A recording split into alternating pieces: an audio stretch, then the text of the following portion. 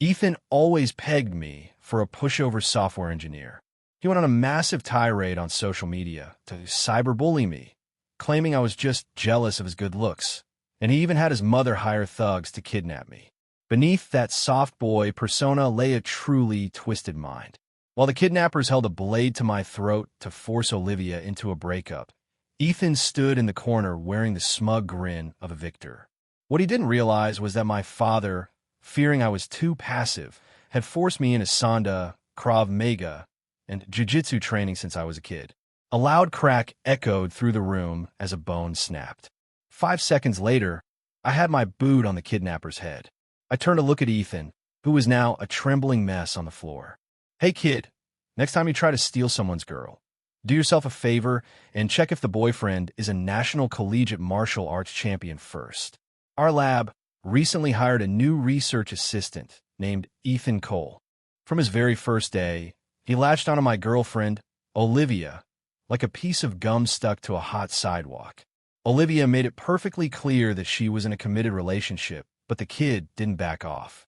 Instead, he doubled down, trying to position himself as her new guy best friend. I finally met him in person during a team dinner. He had that pretty boy look with full lips, white teeth, and deep dimples whenever he flashed a smile. It was the kind of face meant to charm everyone, but he directed all that energy toward Olivia. He hardly acknowledged me, her actual boyfriend. Olivia and I were relaxing on the couch one night, catching up on a movie, when a FaceTime call ruined the mood. Ethan's face popped up on the screen, twisted into an expression of exaggerated, theatrical panic. "Olivia, the power is out in my entire apartment. What am I supposed to do?" Ethan cried. Olivia didn't even take her eyes off the screen. She just recited a number from memory. "Call the utility company at 1-800 Eversource." "Who are they?" he asked. "The power company," she replied. "Their automated system is very efficient at logging complaints, so they'll get to it fast." She reached out to end the call right then and there. Ethan's voice went up an octave, sounding like he was on the verge of tears. "Wait, Olivia, stay on. I think I hear someone knocking on my door. What if it's a ghost?" "If it's a ghost, just go to sleep and it'll eventually get bored," Olivia said. "Calling me isn't going to fix anything, and I am definitely not coming over." "But Olivia, what if it's a burglar?" "Calling me is even more pointless then," she shot back. "I'm a petite scientist who struggles to open a jar of pickles. The only things I excel at are giving Lucas back rubs, brewing his coffee, and keeping his side of the bed warm. Just call 911. She ended the call without another word and rolled her eyes at me. "Is this guy serious?" she muttered. I honestly don't know how he made it through the interview process. I drove Olivia to the Research Institute the following morning. I had barely put the car in park when Ethan seemed to materialize out of nowhere. "Olivia, why were you so mean and hung up on me last night?" He sounded genuinely hurt. His gaze shifted to me in the driver's seat, and he immediately pulled a face like a kicked puppy. "Oh, I see Lucas is here too." "Lucas, was it your idea? Did you stop Olivia from coming to help me?" "I'm so sorry. I was just terrified." Olivia didn't let him finish and practically peeled him away from my door. "Ethan," she said firmly, "having a bad night doesn't give you a free pass to be a public nuisance." Ethan went quiet, tilting his head back while his lower lip trembled in a pout. With his eyes glistening, he looked as though he had just been handed a death sentence. Olivia completely ignored his drama. She walked over to my window and, right in front of him, leaned in to give me a very loud and very deliberate kiss. "I'll see you tonight, honey. Make sure to pick me up early." Out of the corner of my eye, I watched Ethan's handsome face contort into a mask of pure disgust, looking like he had just swallowed a fly. It had been 6 months since he first joined the lab. On his very first day, he had walked up clutching a dead laptop and pitifully asked Olivia if he could borrow one. Since she wasn't yet aware of his little games and wanted to be a helpful senior colleague, she lent him her spare MacBook. When she got home that evening and opened the laptop, she nearly fell out of her chair. Her desktop wallpaper, which was a sweet picture of us, had been replaced by a selfie of Ethan. In the photo, he was posing in a low-cut tank top with a dab of what looked like yogurt on his nose, making a face of fake innocence. "Oh my God, what is this garbage?" Olivia yelled. Delete, delete, delete. Olivia was livid. She took a screenshot and blasted it to the entire lab's Slack channel, tagging him directly. Ethan Cole, do you care to explain this? She wrote. He replied almost instantly with a voice memo that was sickeningly sweet. Oh my gosh, Olivia, I am so incredibly sorry. I meant to send that to my mom and must have set it as the wallpaper by mistake. I can be so clumsy sometimes. Wait, so that handsome guy in your old wallpaper is your boyfriend? Lucas is so hot. He's not like me. I'm just so soft, and people always pick on me. Please don't be mad. I'll bring you some homemade cupcakes tomorrow to make it up to you. Olivia tossed her phone aside after the first few words as if it were toxic. She curled up in my arms and groaned. My ears actually hurt, Lucas. It's like being pecked at by a flock of annoying ducks. All I could do was comfort her. He was just a young grad student, and it's common for them to develop crushes on brilliant, beautiful senior researchers. Olivia was definitely a catch with her sharp, intelligent features and perfect profile. In her quiet moments, she possessed the serene grace of a marble statue. Of course, once she started talking, she was very much her own person. She started by professionally shutting down his apology in the Slack channel. Then she tagged the Institute's HR manager for everyone to see. Hey HR, quick question. Is being unable to perform basic computer tasks like changing a wallpaper now a requirement for being hired here? I'm just wondering what that says about the rest of us who had to jump through so many hoops to get these positions. I'm feeling a bit undervalued and would like to formally request a raise. I heard that Ethan was summoned for a meeting with HR and his supervisor the very next day. However, he clearly didn't learn his lesson. He tracked Olivia down again and was even bolder this time by asking her on a date. Olivia was completely blindsided by his audacity. At 6 the next morning, I was startled awake as she climbed out of bed. I opened my eyes and nearly had a heart attack at the sight of her. She was standing there in a skin-tight, fire engine red tracksuit paired with bedazzled Crocs and tube socks. To top it off, she was wearing a massive, ugly faux fur coat with howling wolves on it. So, what do you think? She asked. Olivia looked at her reflection with a satisfied nod. If I look this scary to you, even through the rose-colored glasses of love, just imagine how devastating this will be for him. It's perfect. I'm heading into work. She definitely misinterpreted my look of pure horror. Believe me, I have zero rose-colored glasses when it comes to her style choices. I am with her for her brains and her face. I immediately submitted an emergency request to my boss for a 3-day business trip just to escape the fallout. By that evening, Olivia was a mess. She wailed over the phone, I was so wrong. I promised to stop the performance art. Please just come home. The apartment feels way too empty, and I can't handle it by myself. Ethan's constant and bizarre harassment had been pushing Olivia to the edge for 6 months. I couldn't stand by and watch her suffer anymore. I decided it was finally time for me to step in and show her how to play hardball. Friday arrived, which meant the lab's weekly happy hour. I had to work late, so I didn't join them. I was in the middle of a difficult project proposal when my phone began vibrating uncontrollably on my desk. It was a notification from the Institute's main Slack channel, the one where partners and spouses are included. I assumed it was just more group photos from the bar, but then I opened a video that Olivia had just uploaded. In the video, the bar looked freezing, probably 60 degrees at most. Everyone was wearing a coat except for Ethan, who was posing in a sleeveless tank. He stood up with a beer in hand and spoke in a high, fake voice. Hey girls, do your boyfriends nag you about having too many drinks? They are just so controlling and annoying. Even though I'm a guy, I hate all those stupid rules. My mother raised me like a daughter, so you should all just consider me your new best girlfriend. While he talked, he moved from one woman to the next, clinking their glasses and putting his arm around them. Once he reached the men in the group, he just did a little hip twist and skipped right past them without a word. The video cut off there. Right afterward, Olivia posted a message tagging everyone in the group. I was reading online that this is exactly what people call a toxic soft boy. What do you guys think? Does the description fit? The Slack channel went wild. One of the guys immediately replied, "Why are you only toasting the women? Are the men at this table invisible to you? Also, what's with all the creepy, uninvited touching? Are the women in this lab Just props for your weird little performance? And what's this best girlfriend crap? What kind of girl are you exactly? Did your mother raise you in dresses? If not, then shut up.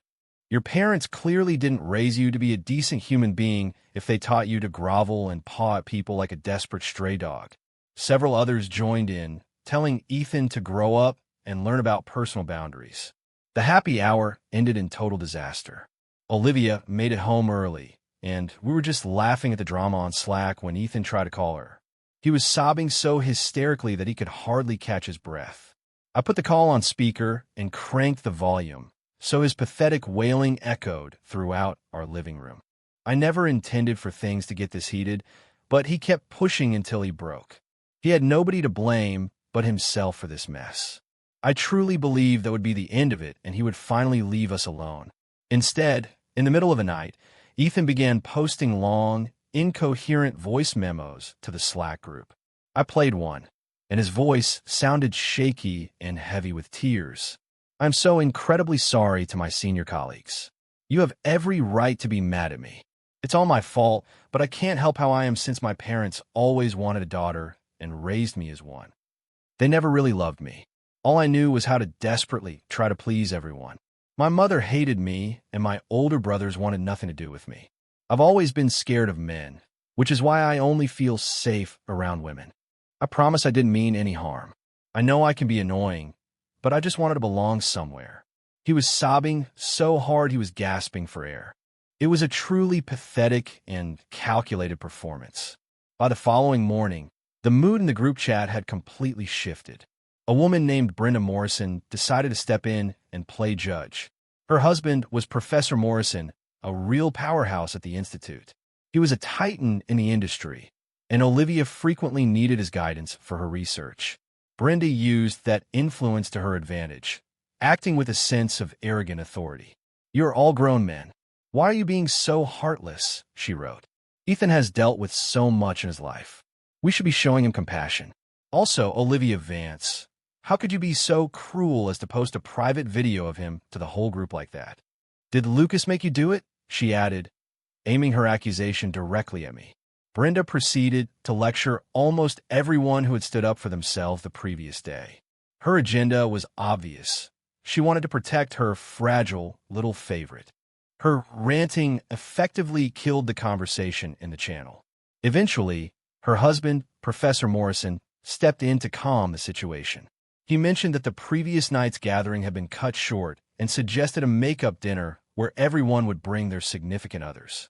On the evening of the dinner, Olivia was digging through her closet for something to wear. She dragged out a dusty, studded leather jacket. "What are you doing with that?" I asked, eyeing the aggressive piece of clothing. Olivia threw it on and twirled in front of the mirror with a raised eyebrow. "It's for physical defense. You know, just in case someone accidentally falls into my arms. If he tries anything tonight, these studs will leave him with a face full of holes." I couldn't help but laugh at my girlfriend, the human porcupine. When we arrived at the restaurant, Professor Morrison immediately pulled Olivia aside to discuss a research project. As soon as I was by myself, Brenda marched over with a look of pure judgment. "Lucas, don't you think you should apologize to Ethan? He is just a young man, and you are the one who started all this bullying." Olivia finished her talk just in time to hear that last part. She stepped right in front of me to face Brenda. "What exactly did my boyfriend do wrong? Why on earth would he need to apologize?" Professor Morrison tried to calm his wife down, but she shoved him away, staring at me with pure venom. "You all work in the same lab. It looks terrible for you to be this hostile. You really need to be the bigger person, Lucas. What kind of man holds a grudge over such small, petty things?" Brenda snapped. Even Ethan looked surprised by her intensity, but he quickly regained his composure and waved a hand at me dismissively. "It's fine, Lucas. I'm sure it was just a big misunderstanding and you weren't attacking me on purpose," Ethan said. I looked past Brenda and caught his eye, a slow smile creeping across my lips. "Actually, Professor Morrison, aren't you still hiring for that new neuropeptide project? Ethan's background seems like it would be a perfect fit for the team. Ethan, you should definitely apply." Ethan's eyes instantly sparkled. Getting onto Professor Morrison's project was basically a golden ticket for anyone at the Institute. It was a career-making move, and he immediately forgot his grudge against me to stand up and toast the professor. "Professor, if there is anything I can do to assist you, please just let me know," he said in a sickeningly sweet voice. Brenda's expression soured as she watched Ethan suck up to her husband. Ethan pulled out his phone and leaned in close to add the professor on iMessage. As soon as the screen woke up, that same half-naked selfie he used as a wallpaper was staring Brenda right in the face. "What on earth is that?" Brenda shrieked, her voice cutting through the restaurant. "Who are you trying to seduce? You're so young and already have no shame." "No, Brenda, it's not like that. It's just a photo of me," Ethan stammered while trying to hide the phone. "Don't you dare play dumb with me. You're just trying to show off your trashy body, aren't you?" Brenda was absolutely livid. With her permed hair and heavy eyeliner, she looked like she was born for a confrontation. She was famous for being a complete terror. Unfortunately for Brenda, she was facing off against Ethan, a grandmaster of passive-aggressive behavior. Tears filled his eyes instantly. He started sobbing as his voice began to shake. "I only took that picture so I could remember being young once I'm old," Ethan whimpered. "Excuse me? What did you just say?" Brenda screamed. "Are you calling me old?" Brenda grabbed a glass of red wine and threw the whole thing right in his face. "What is wrong with you?" Professor Morrison shouted, jumping up to hold her back, which only made her angrier. "Why are you holding me back? Are you actually taking his side?" she yelled. "You think I'm blind to what's going on between you and this little grad student? We are far from finished with this." Brenda totally snapped. Everyone at the table just stared in shock and morbid curiosity. Humiliated beyond belief, Professor Morrison suddenly slapped Brenda right across the face. Brenda let out a primal scream and lunged at Ethan, her nails out and ready to claw. The two of them ended up on the floor in a tangled, thrashing mess. Ethan didn't stand a chance against a woman fighting with the ferocity of a cornered wolverine. He finally managed to snatch his phone and bowled out of the room. A deeply mortified Professor Morrison dragged a screaming Brenda out of the restaurant. Even after they were gone, we could hear her piercing insults echoing through the halls. From that point on, Brenda was always at the Institute, looking for any chance to humiliate Ethan. She didn't let up until the final roster for the professor's project came out, and Ethan's name was nowhere to be found. It was obvious that Ethan wasn't ready to give up on Olivia just yet. On a quiet weekend morning, Olivia was being her usual playful self, and things were starting to heat up in the bedroom. Right when things were getting good, Ethan's name flashed on her phone screen like a total mood killer. Olivia declined the call, but he immediately tried her again. By the third call, Olivia had reached her limit and blocked him. We enjoyed exactly 5 minutes of peace before the front desk of our building called my phone. "Mr. Connor, we have an Ethan Cole at the front desk who says he's here to see Ms. Vance," the concierge said. Olivia looked up from my chest, her face red with barely contained anger. "What is wrong with this guy? Does he have zero self-awareness?" she hissed. I shook my head and asked the guard if he knew why Ethan was there. "He says he brought a homemade cake and wants to make peace," the guard explained. Before he could say anything else, Olivia grabbed the phone out of my hand. "She's not interested. Tell him to go away. Do you just let every stray dog into the lobby now? If he keeps this up, I'm calling the cops." She slammed the phone back onto the charger. I found out later that Ethan stood by the gate for 30 minutes before finally giving up. That night, he found a way to text Olivia from a completely different number. "Olivia, I really don't understand why Lucas is so hostile toward me. I even baked you a cake to try and make things right. I'm so alone in this city, and I just felt a real connection with you. I promise I have no ulterior motives. Are you awake?" I grabbed the phone and typed a quick response. "She's asleep. If you have an issue, you deal with me from now on." To be honest, Olivia was actually sleeping on the sofa because I'd banished her there. I couldn't handle her being in full flirtation mode all weekend and told her she needed to go cool down. Back when Olivia was finishing her doctorate and I was working insane hours to pay the bills, I'd often sleep at my desk. Eventually, she started sending me what she jokingly called thirst traps to get my attention. She would pose in black stockings and a thin silver chain, doing anything she could to lure me back home. Just thinking about it made me smile. I finally got up to go check on her. Olivia was curled into a ball on the couch with her eyes shut tight, whispering to herself. It's so cold out here, but not nearly as cold as my shattered heart. I guess once the beauty fades, the love just dies. He's clearly bored of me now. Poor little me, just a fool in love whose heart and soul have been toyed with. I suppose I'll be stuck in this dark prison of misery forever. I walked into the room and cleared my throat loudly. She kept her eyes closed, totally committed to her dramatic performance. You know, the act works better if you actually look at me while you complain, I said. And if you're actually cold, maybe try using the blanket. The only reason Olivia saw right through Ethan's manipulation was that she was a pro at it herself. Ethan was playing checkers, but Olivia was a grandmaster at chess when it came to these games. The way she originally won me over was a masterclass in strategy. She used to pick me up after my internship when I was totally exhausted from overtime and didn't want to see a soul. She would send me these short clips saying, "It just started pouring. I had to run so fast to keep dry, but I managed to grab an umbrella so I can walk you home safely." In those videos, her hair would be slightly damp with rain. She'd pan the camera down just enough to show how her white t-shirt was soaked through and clinging to her body. Those 15-second clips were all she needed to make me forget about work entirely. Logically speaking, two workaholics like us should have never worked out as a couple. It was her constant supply of playful, clever tactics that kept me totally wrapped around her finger. "I'm just a girl in love. Is that so wrong?" Olivia muttered from the sofa with wide, pleading eyes. "Can I please come back to the bedroom now?" she asked. After a very long silence, I finally gave in and started walking back to the room. A huge, triumphant grin spread across Olivia's face. She leaped off the couch like a cat that had just scored a treat and scurried right in after me. Olivia headed into work on Monday, feeling refreshed and happy. She bumped into Ethan right at the entrance. "Olivia, wait," he called. "Don't even start," she snapped. "We aren't friends." She didn't even slow down as she walked past him. Watching the color drain from Ethan's face put Olivia in a fantastic mood. She blew me a kiss from the curb and sashayed into the building. I was just about to drive off when Ethan walked over and tapped on my window. I rolled it down to see him smirking at me. The soft boy act was completely gone, replaced by something much more arrogant. He was clearly challenging me.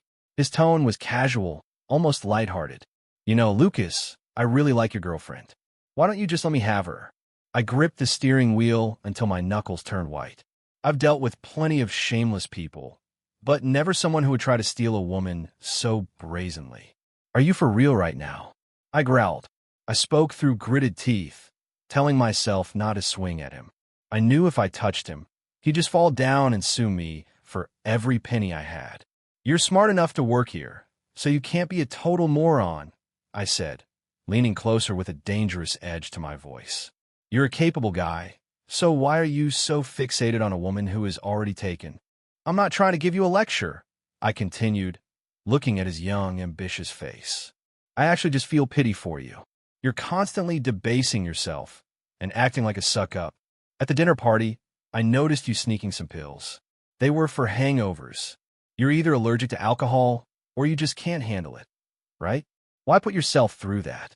Ethan's expression hardened instantly.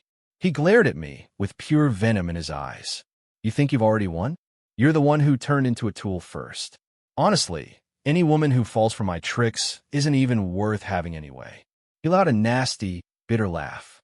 "Look, if you want to throw away your morals and use those pathetic tricks to try and steal her, be my guest.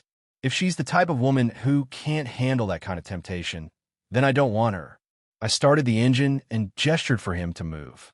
As I drove away, I saw him in the mirror, standing perfectly still. He looked like a hollow doll staring at the pavement. I really thought things would settle down after that confrontation. Olivia mentioned that Ethan was finally staying under the radar after his meeting with HR and the professor. One day at lunch, my coworker Kevin came over to my desk looking a bit nervous. "Hey, Lucas, you're an Aquarius, right?" "Yeah, what about it?" I asked. "I was just wondering if you and Olivia were doing okay." Kevin sighed and just handed me his phone. "You need to check this out. It's a Reddit post that's going viral right now. Honestly, the person they're describing sounds exactly like you." I don't usually spend time on Reddit, but I clicked the link anyway. It was a post in the relationships subreddit by someone named Ethan_C. It was a long, dramatic story about being a victim. The post told a story about how a young professional was being harassed by a female superior, clearly meant to be Olivia. He mentioned her lending him her laptop and constantly checking up on him. He claimed this behavior made her narrow-minded boyfriend, whom he called Mr. Stubborn, incredibly jealous. He wrote that I had spread lies about him and led a bullying campaign against him during our work outings. The entire post was calculated to make him look like a helpless victim being crushed by me. The comments were filled with angry people demanding that this toxic boyfriend be identified and exposed. The poster then reluctantly shared some identifying details like my age, my career, my zodiac sign, and our city. It didn't take long for people to put the pieces together and find my only public social media account on Twitter. My direct messages were immediately swamped with hate mail. Ethan's plan was definitely devious, but he was incredibly naive. Did he honestly think blocking his number meant all his messages had just disappeared? He was so short-sighted. Even after Olivia blocked him, he forgot that her iMessage was synced to her MacBook. Every single one of his manipulative texts was still sitting right there in the history. I used Olivia's laptop that night to grab a bunch of screenshots of his messages. I uploaded them straight to Twitter. Here was the first one. Ethan wrote, "Lucas was giving me such a dirty look today. Did I do something to upset him?" Olivia replied, "Don't worry, that's just the look my boyfriend gives to cockroaches." Ethan said, "I really hate cockroaches. So you're saying he wasn't even acknowledging me? Like he doesn't even want to see me?" Olivia simply replied, "Exactly." Ethan messaged, "Is it because we work together that he hates me? Why is he so controlling? Does he not allow you to have your own friends? I'm not trying to cause trouble. I just feel so bad for you." In the second screenshot, Ethan wrote, "Olivia, I swear the wallpaper was a complete accident. I didn't mean to do it." Olivia shot back, "It's just a backup laptop. Are you seriously asking me how to change a wallpaper? You have a degree in CS, so how did you even pass your classes? By the way, this is your final reminder that metal earrings are strictly prohibited in the clean lab. If you wear them again, I'm having you write a formal report for HR." I kept my caption short. "It's funny because I don't recall my girlfriend ever being interested in you. You were the one begging to borrow a laptop, and she only brought up your fashion because you were violating lab safety. What are you trying to do, Ethan? Get yourself canceled." Once the actual evidence was out there, the internet immediately changed its mind. The angry mob turned their fury on Ethan instead, burying his accounts in a wave of backlash. A few days later, Ethan posted a late-night selfie in a silk pajama top with the collar open. His eyes were red, and he looked like he was about to cry. The caption said, "I really wanted to believe people were kind. I guess I was just too naive. Nobody has ever liked me, and I'm just exhausted." Of course, a bunch of random women started flooding his comments with support. "Please don't cry, honey. You're breaking my heart," one wrote. Another added, "He's way too handsome. People are clearly just jealous and making things up." The situation got even weirder when people started sending him explicit photos. I was completely done with his little act. I gathered every screenshot and abusive message I had received and went straight to the police station to file a formal report. The very next day, a screaming woman called my phone. "Who do you think you are calling the cops? Are you trying to destroy my son's life?" It was Ethan's mother. Apparently, Ethan had been brought in for questioning, and she wasted no time finding my number. "My son did nothing wrong. It's just a girl, so who cares? Why wouldn't you just let him have her? You're clearly just jealous because he's younger and better looking than you. Do you even know who his father is? It's Arthur Cole. He's not the kind of man a nobody like you wants as an enemy. If you have any brains, you'll drop these charges immediately, or I promise to make your life a living nightmare." True to her word, my personal info was leaked all over the web as soon as she hung up. I was suddenly being bombarded with threatening calls and texts. Once Olivia heard about it, she tracked Ethan down at the institute. "Listen to me, Ethan. I've already gone to the police," she told him. "I'm going to expose every single vile thing you and your mother have done. We are nowhere near finished." "Olivia, Please, my mom wouldn't do that. I promise I had no idea this was going on. Ethan pleaded. He tried to defend himself, but she shut him down. Save it for the judge. See you in court. Olivia was trembling with rage, and her coworkers actually had to hold her back. The situation only got worse. I noticed a car following me on my way home, but I stayed calm. I made a quiet turn and drove straight back toward the Cambridge Bio Research Institute, where Olivia was. The roads around the institute were pretty secluded, and the car stayed right on my bumper. I finally pulled up to the main security gate and stepped out of my vehicle. A shady-looking guy in a black tracksuit hopped out of the other car. He was rubbing his hands together and looking at me with a creepy grin. "Hey, beautiful, what's your price for a night?" he asked.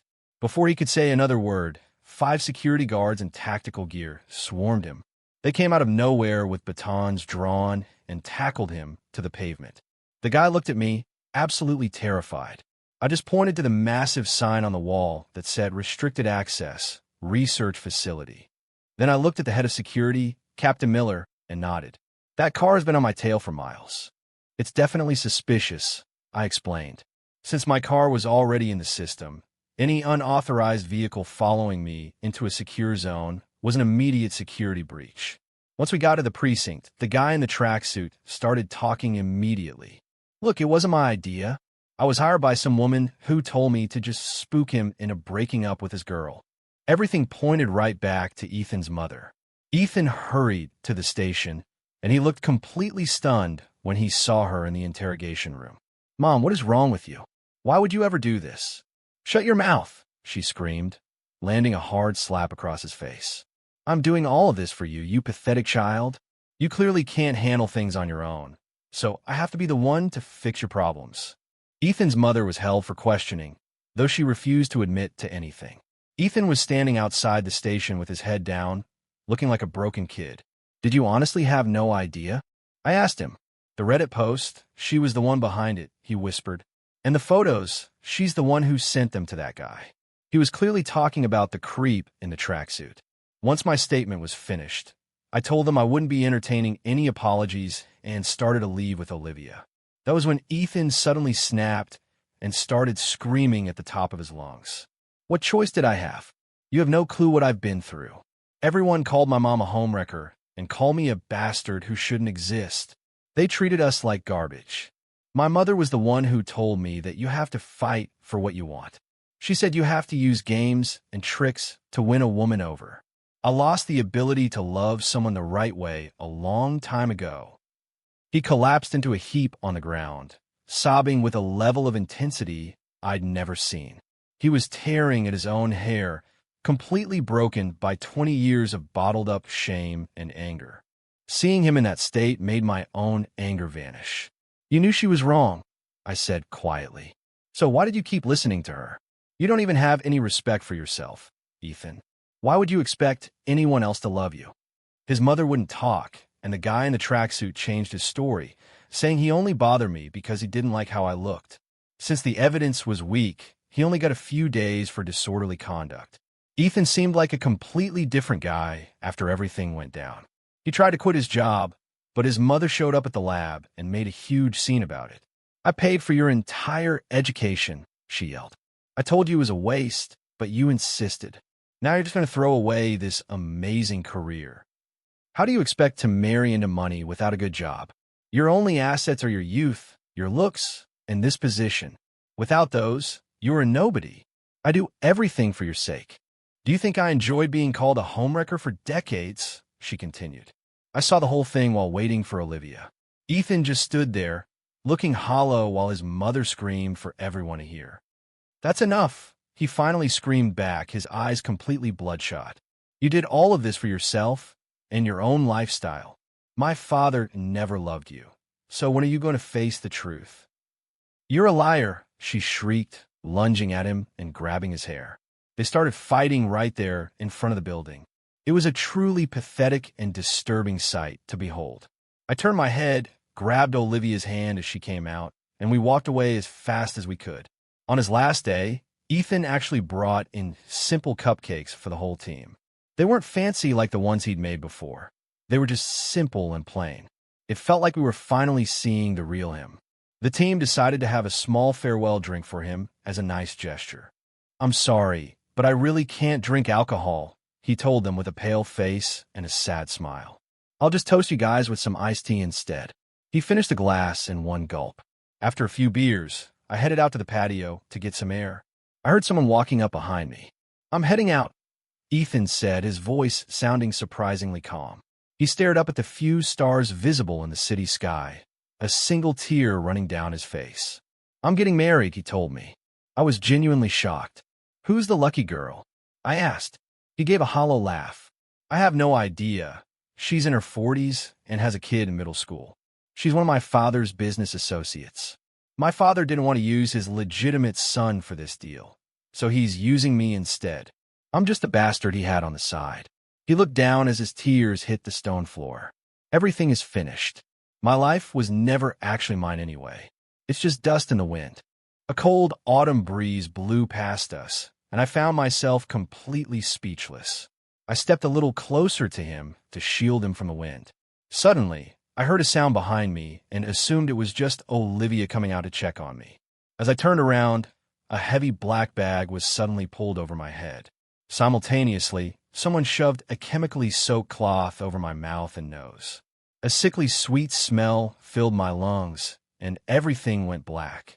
I woke up in a freezing, empty space filled with the scent of rust. It was clearly an abandoned warehouse. Both Ethan and I were zip-tied to chairs. "Why the hell did you grab him as well?" a rough voice complained. It was the guy in the black tracksuit again, and he was staring at Ethan with a creepy look as the kid started to wake up. "Who cares? He's pretty, isn't he? It gives me something to play with later," the guy sneered, reaching toward Ethan. Ethan was absolutely terrified and started screaming as he fought against the ties. "Stop it. I'm the son of the woman who hired you. Let me go and I'll pay you whatever you want," Ethan cried. The man laughed in his face. "I don't want your money, kid. I'm doing this for your mother because she gave me an entire folder of your private photos. They are quite something." He pulled out his phone, the light from the screen revealing his disgusting grin. Ethan's face went pale as he looked at the screen. "No, she wouldn't. How could she?" he stammered before letting out a piercing, glass-shattering scream. A second man with a scarred face started walking toward me with a menacing look. "Hey, boss, what should we do with this one?" He reached out just as the warehouse door was kicked wide open. "Police! Nobody move!" the officer shouted.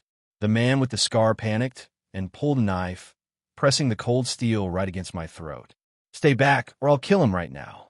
Olivia ran in right behind the cops, her voice trembling when she saw the blade. "If you touch him, I swear you'll regret it," she screamed. "Oh yeah? What are you going to do?" the man snarled as he pressed the knife harder. Every muscle in my body tightened in an instant. I gave a massive surge of strength and felt the zip ties snap right off my wrists since they hadn't been secured properly. Before he could even react, I spun around and grabbed his wrist. I performed a textbook shoulder throw that sent him crashing down. A loud snap, followed by a scream of pain, filled the warehouse. The guy in the tracksuit saw his partner go down and charged him. I easily sidestepped his clumsy rush and delivered a hard kick to the back of his knee. He let out a shriek and fell flat on his face. I landed one more kick that sent him crashing into the warehouse wall. He slumped down like a rag doll. The police moved in immediately and pinned both of them to the ground. "I warned you not to touch him," Olivia cried, rushing over to grab my hands. She turned to the shocked police officers to give them a little context. "Once, before we were together, I tried to kiss his hand, and his reflexes were so fast he accidentally gave me a minor concussion," she said. The officers looked at me with a completely different level of respect. "And you still married him?" one cop asked. Olivia just smiled. "Of course I adore him. He protects me today, and he'll probably conquer the world for me tomorrow. I've always known he was a great catch." I cleared my throat, feeling a bit self-conscious. I just have some background in boxing and Krav Maga. My father was always worried about me getting bullied, so he made sure I could take care of myself. The officer in charge nodded slowly. "Got it.